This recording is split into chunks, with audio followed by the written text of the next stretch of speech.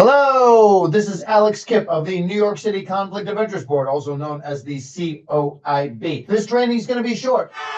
This training is going to cover Chapter 68 of the City Charter. What's that? It's the New York City Conflict of Interest Law. That's the baseline conflict of interest code for all New York City public servants at every single city agency, and it sets forth rules for those moments in life where there's a potential for overlap between your public duties and your private interests. And you, as part of your onboarding, are required to get a little bit of this training within 60 days of hire. This counts as that. So let's get into it.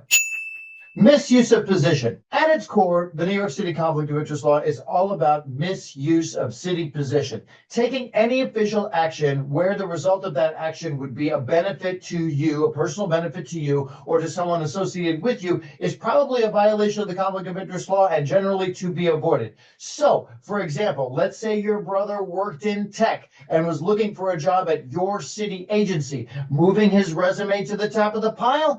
Violation. Recommending him? Violation. Interviewing him? Violation. Interviewing anyone else who is competing with your brother for that same job at your city agency? Violation. In order to comply with the law, you would have to refrain from taking any official action related to that hiring process where your brother was one of the candidates. This misuse of position notion explains the reason why city inspectors don't inspect their own houses, city contracting officers don't award contracts to their own companies, and city supervisors don't hire or supervise their relatives. Outside jobs. There is a very broad restriction for full-time New York City public servants when it comes to outside jobs. It is a violation for any full-time city employee to have any job with any private entity that has any business with any city agency. That's a lot of eddies. That's broad. So even if your outside job has nothing to do with your city job, but let's say they have a contract with another city agency in another borough, and it's got nothing to do with you, that's still what we call a prohibited interest violation. So what's the solution? Fortunately, waivers of the restriction are available to those who qualify, and a lot of people end up qualifying. How do you get a waiver? Well, you've got to show in writing basically, hey, this is what I do for the city. This is what I want to do for the outside entity. They've got nothing to do with each other, and I promise to keep it that way. Then you're likely to be eligible for a waiver. Now, officially, waivers take two steps. First, you need agency head permission in writing, and after that, you get a written waiver from the Conflict of Interest Board. Now, how does all that happen? Easy. You're going to go to our homepage. There's a button that says get a waiver. You're going to hit that button, fill out the form. It's going to go right to your agency counsel to get agency head permission, and then the waiver will be requested from us. Hundreds of waivers are granted every year. Just as a heads up, some of you are going to be working at agencies where it is required in your code of conduct that you have to disclose all outside employment, irrespective of whether or not you need a waiver. So, don't get caught up on where it is, when it is, what it is, who's paying you, what you're going to be doing. It doesn't matter. If your code of conduct says you got to disclose all outside employment, then you disclose all outside employment. Find out from HR or your supervisor if this applies to you at your agency. City time and city resources. When you get your approval for your outside employment or your waiver or whatever you need, they will remind you that you are never allowed to use city time and city resources for your outside job or for a political campaign. City time, city phone, city email, fax. People still use faxes, whatever. Computer, vehicle, tools, copier, even databases like LexisNexis, and this is not an exhaustive list, can never be used for an outside job or any kind of political activity. The rule is zip, not a goose egg. Why? Because no one can eat just one potato chip, particularly not me. Now, is it okay to use a little tiny bit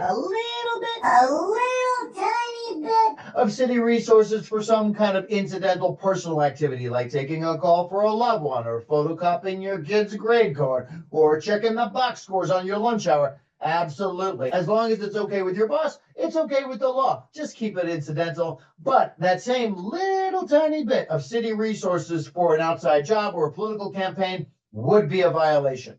Also, confidential information. Remember, confidential city information can't be disclosed to anybody who's not supposed to know it. And also, it is a violation to use confidential city information for any non-city purpose or to get some kind of personal benefit.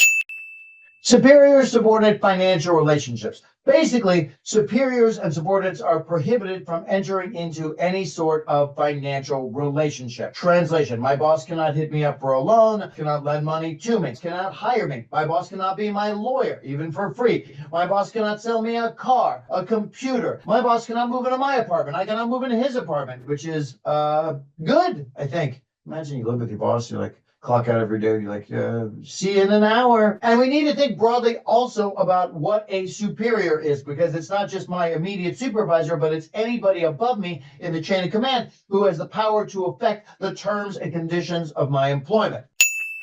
The other thing superiors should be mindful of is political activities. You can't even ask a subordinate to do anything in terms of a political activity. Ordering them would also be a violation, but even asking them would be a violation.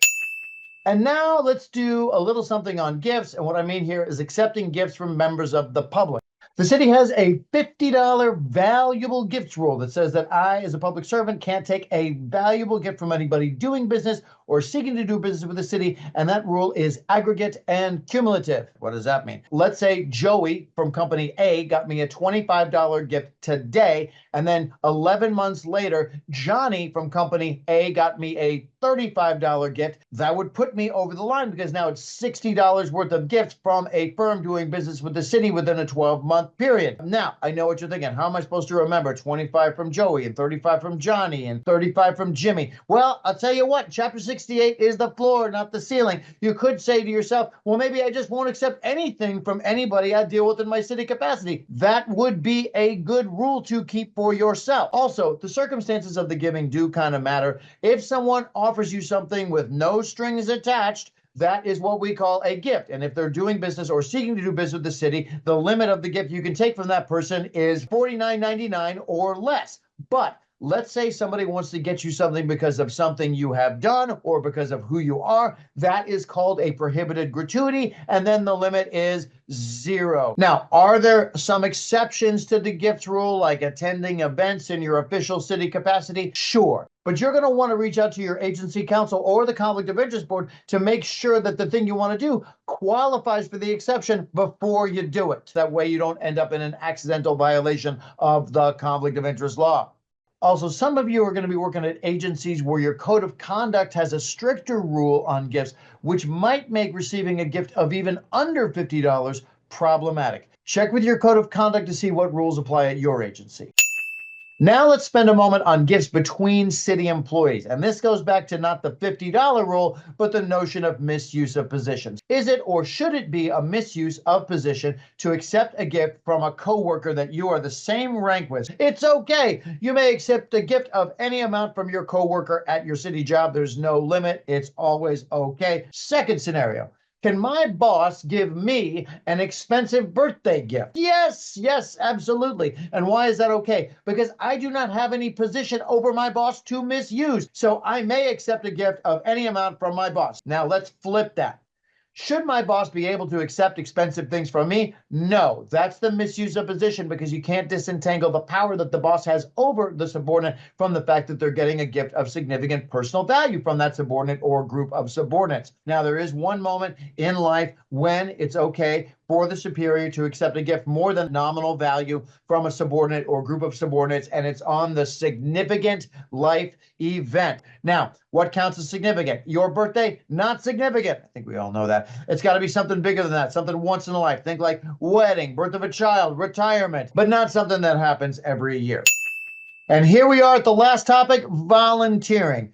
Do you need a waiver to volunteer for some sort of charity organization? And the answer is probably not. If you're just volunteering at the soup kitchen making the soup, or you're cleaning up the park with the scouts, or you're coaching the sports after school, and you don't really have any official role with the charity, then you're probably fine. You don't need permission to do that. However, let's say your volunteer involvement with the not-for-profit is on the board level or in some other way where you have real ethical or legal obligations to that entity. Like you sit on their board, you're their attorney, you're their grant writer. At that point, I think you want to call the COIB for confidential free legal advice. It's probably fine, but especially if the not-for-profit has business dealings with the city in any way, we want to think about that a little bit and figure out what you got to stay away from. And we're available to give you confidential legal advice if that ever comes up. And that's it. We made it. Now, did we go through everything that we could go through in terms of the conflict of interest law? No, but that is okay, because guess what? The New York City Conflict of Interest Board is here to give you free confidential legal advice whenever you need it about this law. So it's easy to get a hold of us. Here's how you do it. If you're nostalgic for the telephone, you're going to call us up 9 to 5, Monday through Friday, ask to speak to the attorney of the day, and you can talk to somebody right there. Or you could write us a letter. You're weird. You're a weird person if you do that, but you could do it. Or you can email us at AOD, that's Attorney of the Day, AOD@coib.nyc.gov.